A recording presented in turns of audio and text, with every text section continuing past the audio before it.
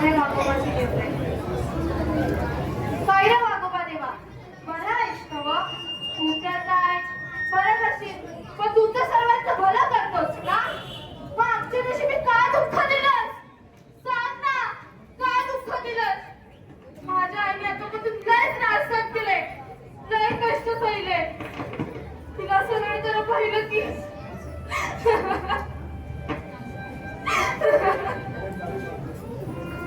मला बी रडू येतं.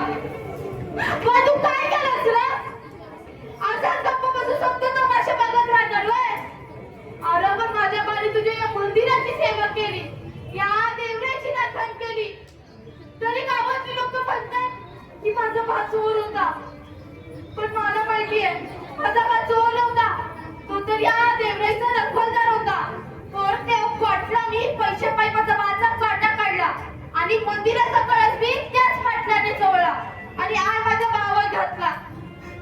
माझा बा चोर नव्हता रे देवा, माझा बा चोर नाहीये, माझा बा चोर नाहीये.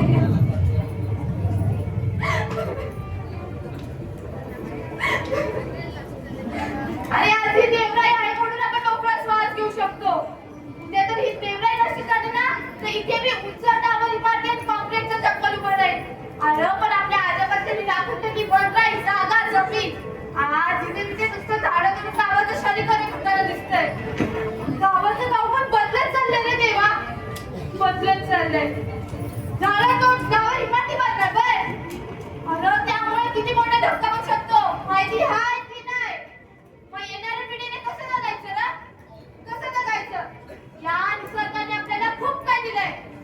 आता आपल्याला जागवायची गरज आहे. आपली देवराई आपल्याला जपून ठेवायची आहे.